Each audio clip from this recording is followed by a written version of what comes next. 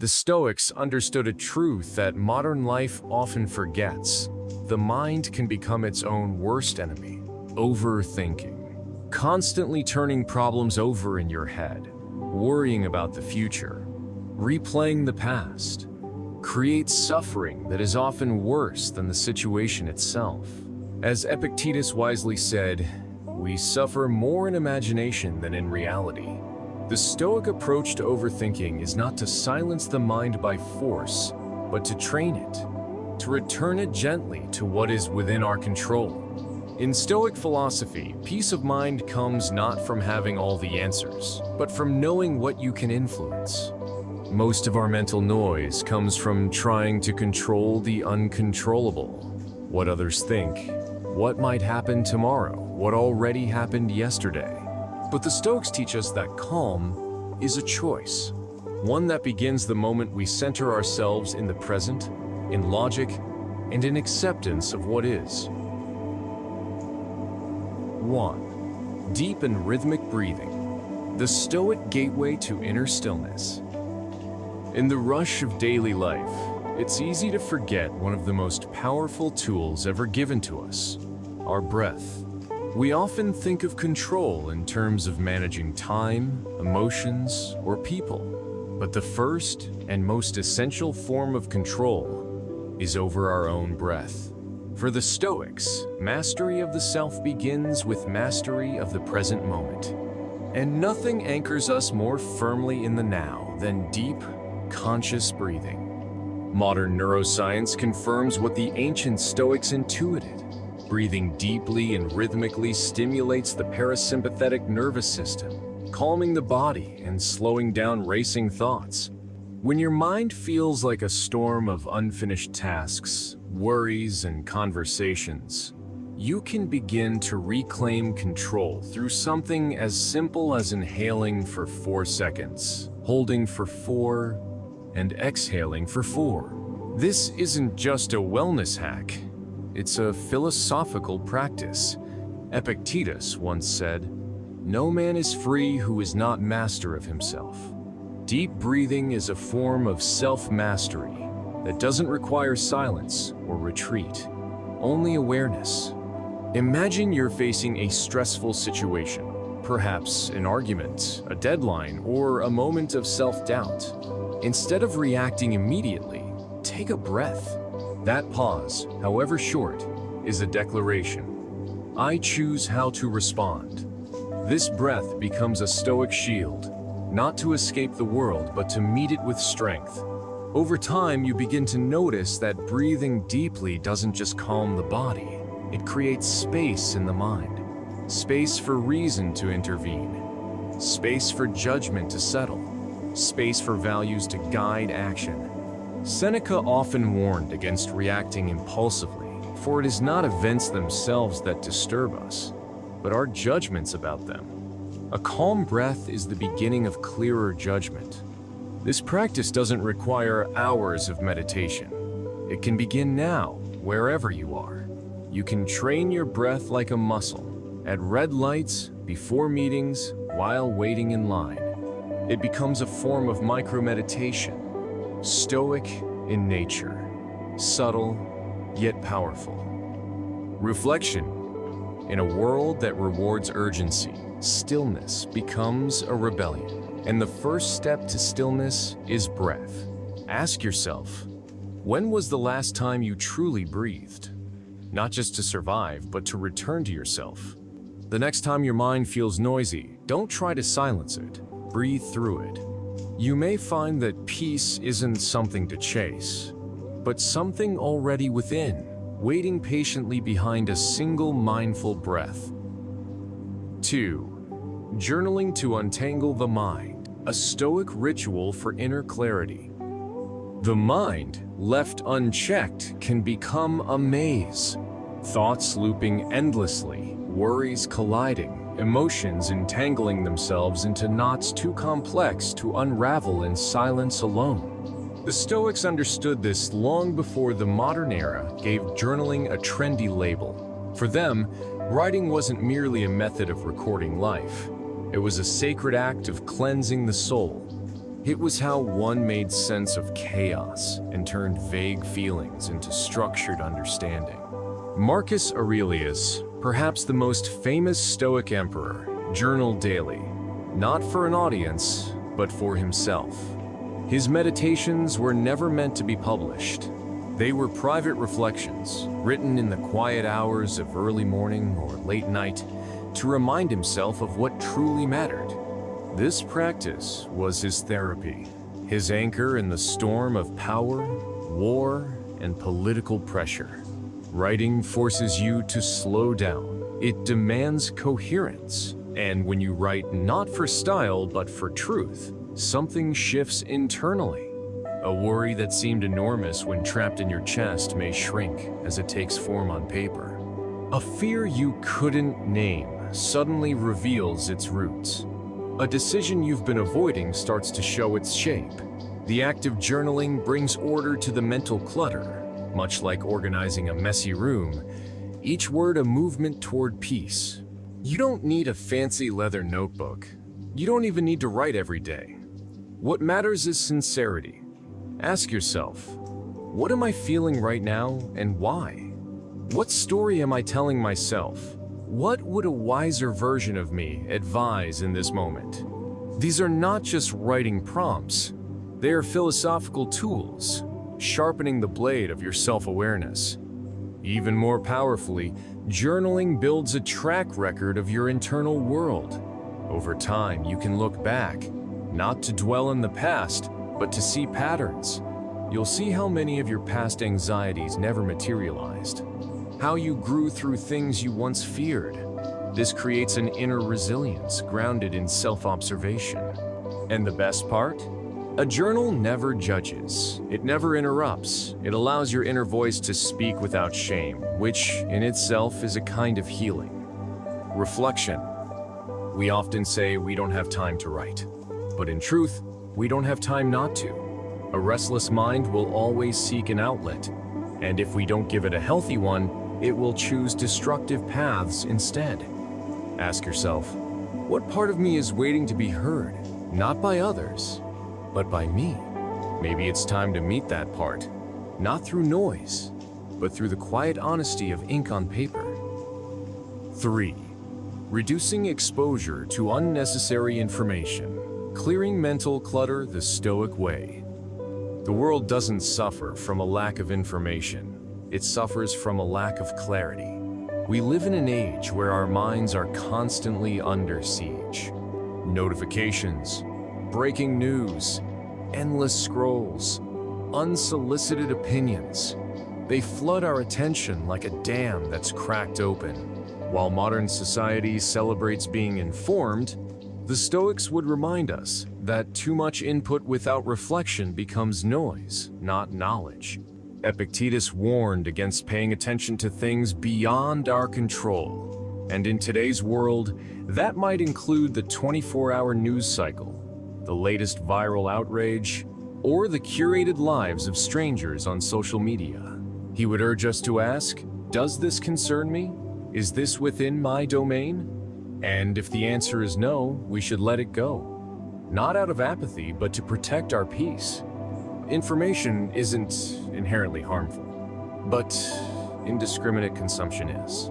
Just as we filter what we eat to nourish our body, we must filter what we consume mentally to preserve our mind. Think of your attention as currency.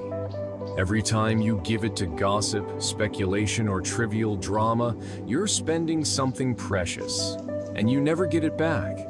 Reducing unnecessary information doesn't mean isolating yourself or ignoring the world. It means becoming intentional. It means unsubscribing from what doesn't serve your growth. It means checking the news once a day, not every 10 minutes. It means curating your feeds, turning off notifications, and allowing silence to return to your daily rhythm. When your mind isn't overstimulated, something beautiful happens. It begins to think clearly again. You rediscover focus. You regain emotional balance. You start noticing subtle things, a shift in your mood, a new idea, the beauty of the ordinary moment. This is not about knowing less, but about knowing better. Seneca once said, "If you wish to be loved, love yourself first." In the same spirit, if you wish to be wise, guard your mind. Don't let it become a dumping ground for every passing trend, opinion, or fear broadcast by others. Build a mental sanctuary where only what truly matters is allowed in. Reflection. Your mind is not a public square. It's a temple, and not everything deserves an invitation inside. Today, ask yourself, what am I allowing into my mental space? And is it worth the peace it's costing me? You don't need to know everything. You only need to know what helps you live with clarity, purpose, and calm. 4.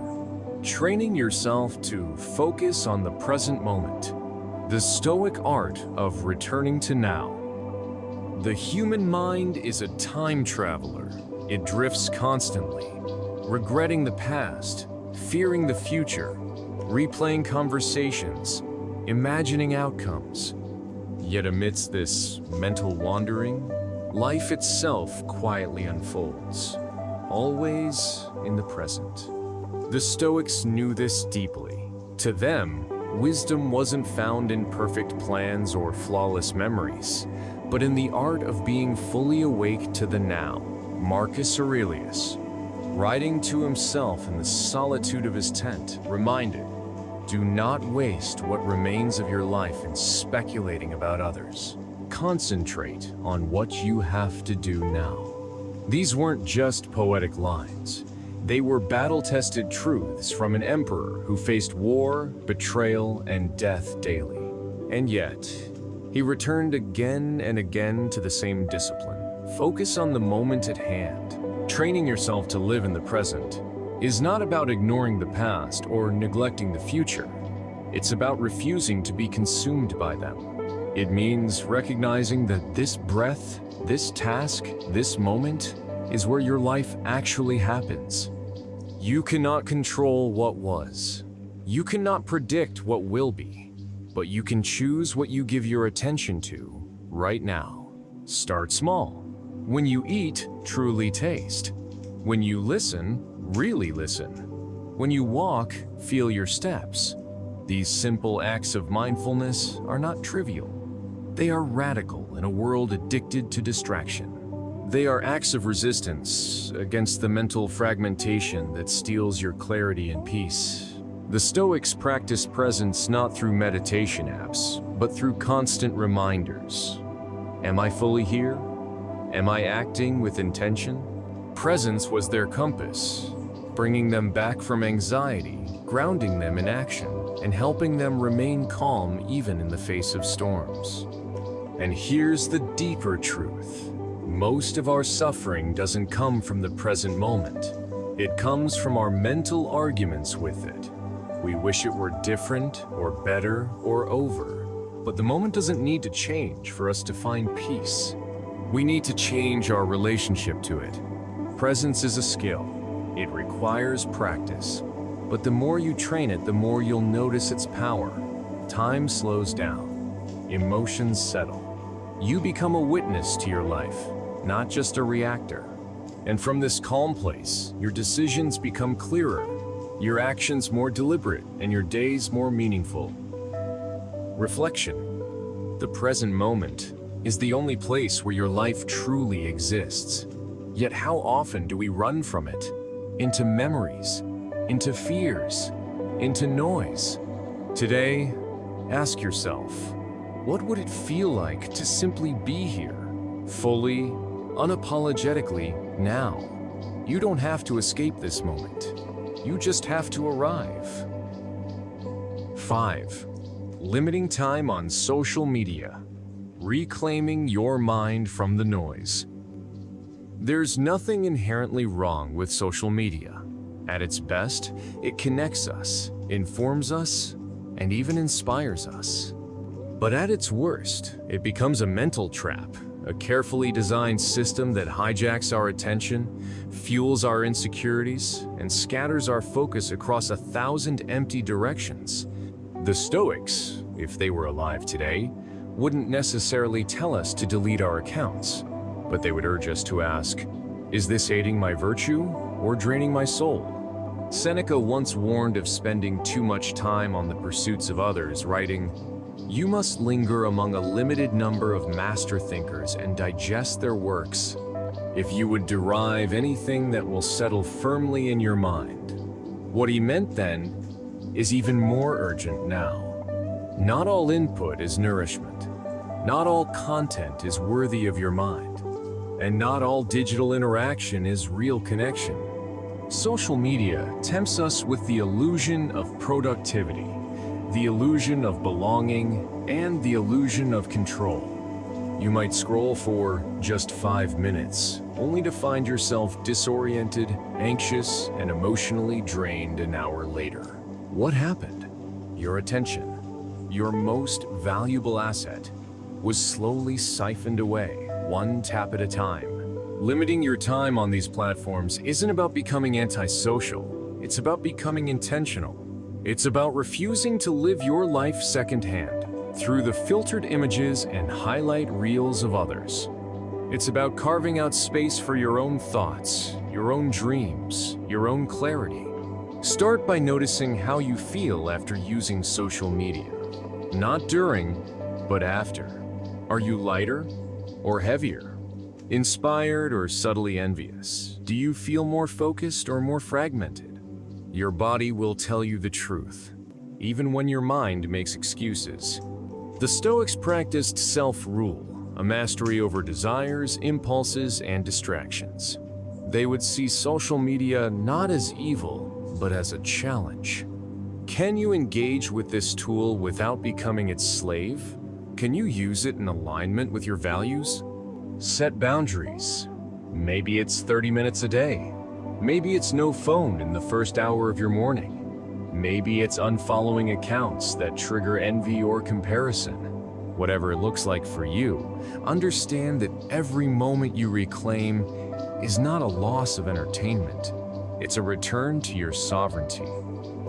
Reflection. You were not born to consume endlessly. You were born to create, to connect deeply, to think clearly. Today, ask yourself, am I using this tool or is it using me? When you limit digital noise, you open space for something far more powerful, your real, undistracted life. 6. Observing thoughts without judgment. The Stoic path to inner clarity. One of the most powerful practices of the Stoics, and of many wisdom traditions, is deceptively simple: to observe your thoughts without immediately judging them. In a world where we are taught to react, analyze, fix, or suppress every mental impulse, this sounds almost passive, but it is in truth one of the most radical forms of inner freedom.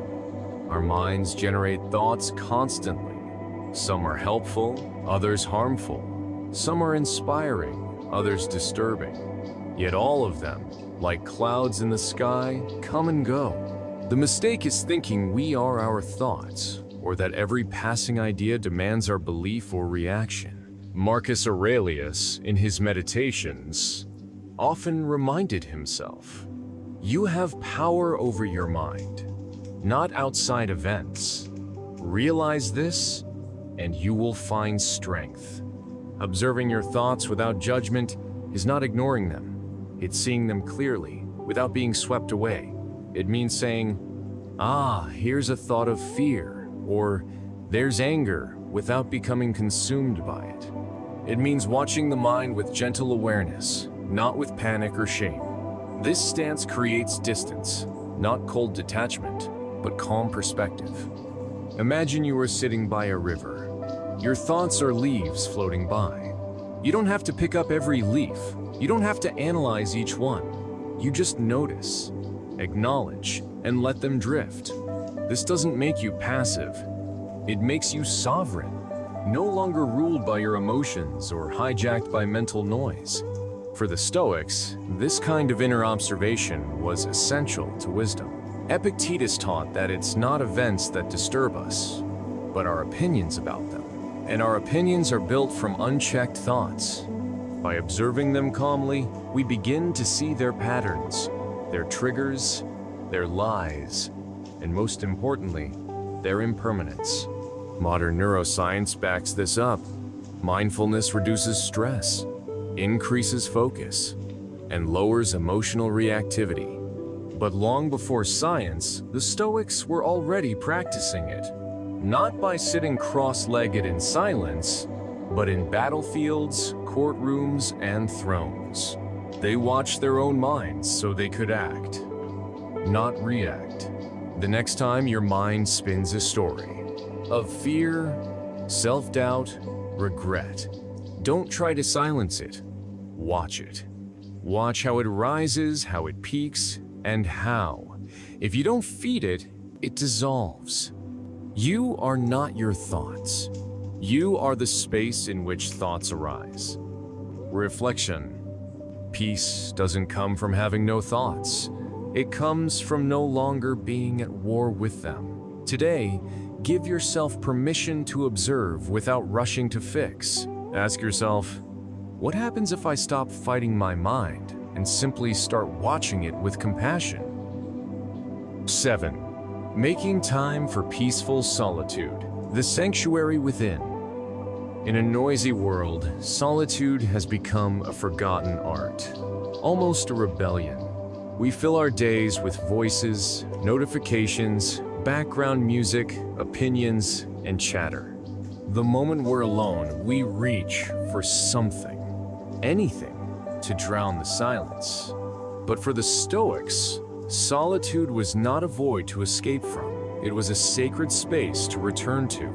Marcus Aurelius wrote extensively about the value of retreating into oneself, saying, "Nowhere can man find a quieter or more untroubled retreat than in his own soul." He wasn't advocating isolation from society, but reminding us that clarity, peace, and truth don't come from noise. They emerge in stillness. Peaceful solitude is not just being alone, it's being fully present with yourself. It's the decision to turn inward, not in self-absorption, but in self-connection. In solitude, you listen. You ask questions. You reflect. You breathe. You notice what's truly going on beneath the surface. And you allow your nervous system to settle without external demands pulling on you. It's in these quiet spaces that your mind begins to sort itself. Unresolved thoughts can rise and soften. Anxieties lose their sharp edges. Inner wisdom, long muffled by noise, begins to whisper again. You realize that so many of your worries came from trying to keep up with everything and everyone. But in solitude, you remember, you are allowed to move at your own pace. The Stoics were active in society, but they also practiced intentional retreat. They knew that a person who cannot be alone is not yet free. To depend constantly on others for stimulation, validation, or distraction is to be chained. But to find comfort in solitude, that is power, that is freedom. You don't need to go into the mountains or live in a monastery. Even 10 minutes of quiet, intentional solitude, without your phone, without an agenda, can change the quality of your whole day. Go for a walk without headphones. Sit by a window and watch the sky. Breathe. Be. It's in these unpolished, quiet moments that your soul begins to unclench. As Epictetus reminded us, if a man is unhappy, remember that his unhappiness is his own fault.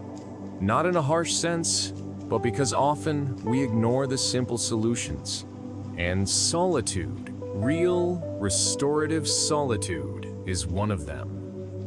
Reflection. Don't fear being alone. Fear being so distracted that you forget who you are.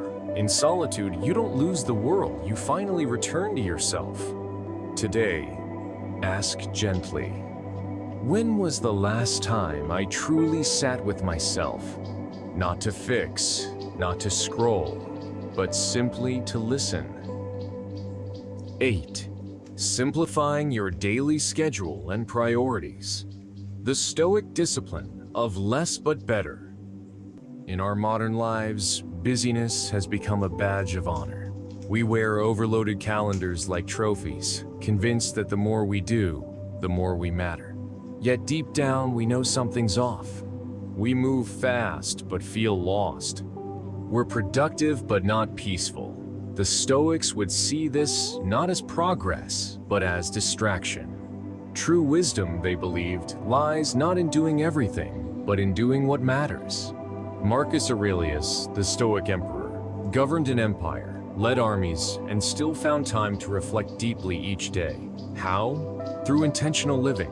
He didn't let the noise of obligations drown out his inner compass.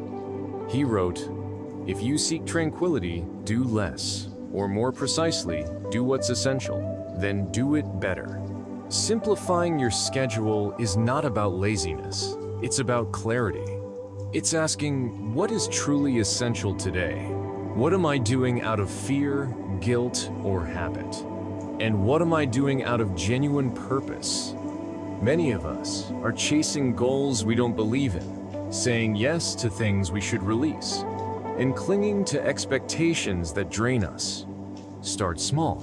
Don't try to manage every minute. Master your focus. List your top 3 priorities for the day, and let everything else serve or support them. Block out time for deep work, and guard it like a sacred ritual. Say no more often, not out of rudeness, but out of reverence for your energy. Your time is your life in motion. Treat it as such. This kind of simplification is an act of Stoic courage. It requires facing the discomfort of disappointing others. It means walking away from the illusion of multitasking. But on the other side, you'll find a life that feels aligned, not just busy. You'll notice more presence in your actions, more calm in your mind, and more meaning in your days. Remember, clutter isn't just physical. Our thoughts, our tasks, even our goals can become mental noise. By simplifying your commitments, you're not doing less. You're making space for what actually counts. As Epictetus said, if you want to improve, be content to be thought foolish and stupid. Meaning, focus on what matters, even if the world doesn't understand it.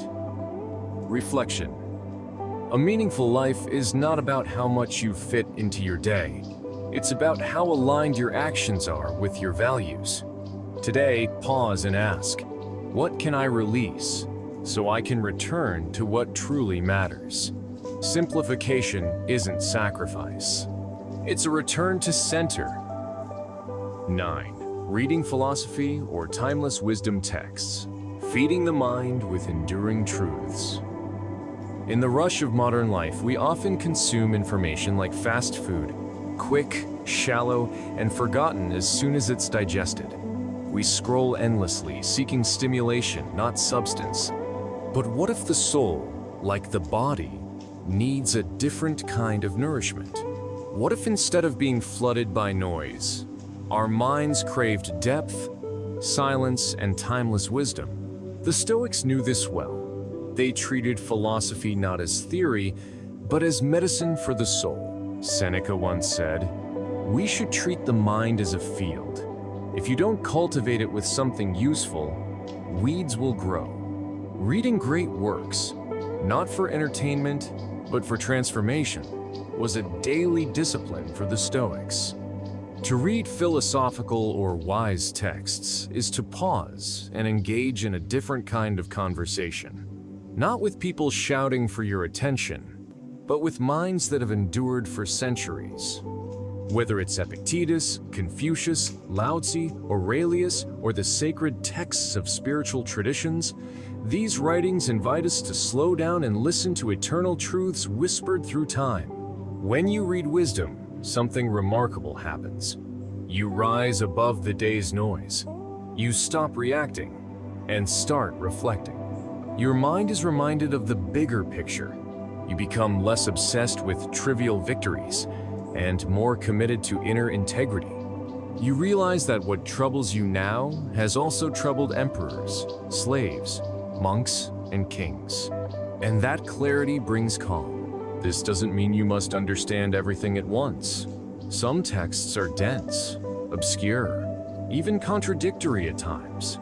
But the act of returning again and again to words that elevate you is itself transformative. Over time, their wisdom seeps in. You begin thinking differently, seeing more clearly, and choosing more deliberately. You may read only one paragraph a day. That's enough. One idea that grounds you, challenges you, or humbles you can change how you approach everything else. And when others are caught in drama, you'll carry stillness within because you've been drinking from deeper wells. Remember what Marcus Aurelius did. As the Emperor of Rome, he journaled daily, not for others, but for himself. He read Epictetus, practiced what he learned, and constantly reminded himself to stay rooted in virtue, clarity, and duty. If the busiest man in the world could make time for wisdom, so can we. Reflection. Don't just feed your mind, guide it. Choose what enters it as carefully as you choose what enters your body. Today, ask yourself, what am I reading that will still matter 10 years from now? Let wisdom be your quiet companion in a loud world. 10. Accepting what you cannot control with grace. The quiet power of surrender. Life is full of unpredictability. No matter how carefully we plan, how much we prepare, or how intensely we hope, the world will always throw us moments we didn't choose. Illness, rejection, delays, death, disappointment. These are not failures of planning. They are features of being human, and how we respond to them determines the quality of our inner life. The Stoics taught a radical idea, that peace doesn't come from controlling everything. It comes from letting go of what we never truly controlled in the first place.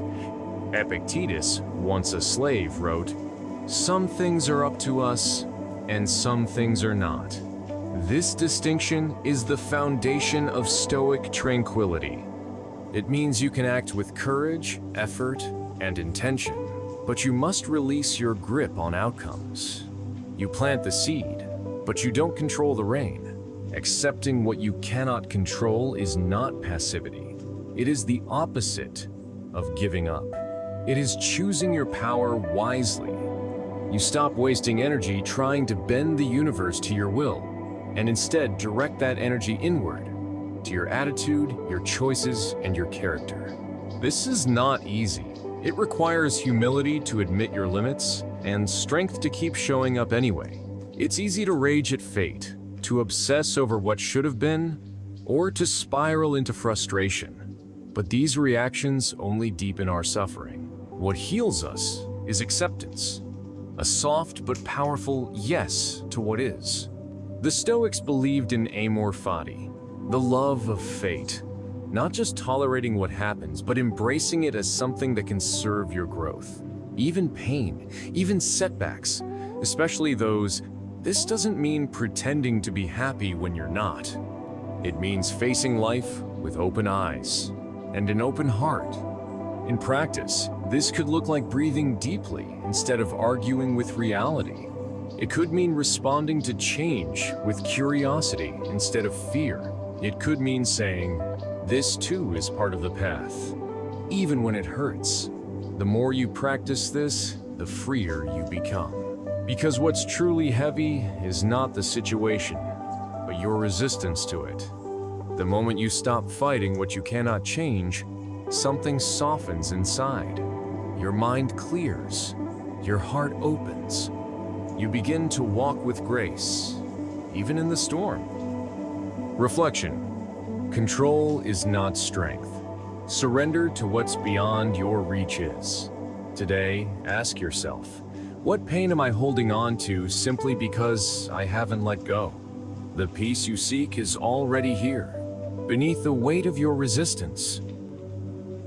Quieting your mind doesn't mean erasing all thoughts. It means disciplining them. The Stoic doesn't run from uncertainty. They face it with reason.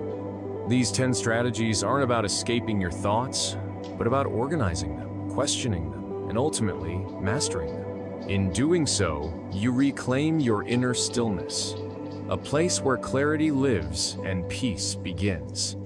The overthinking mind feeds on fear and control, but the Stoic mind feeds on purpose and presence.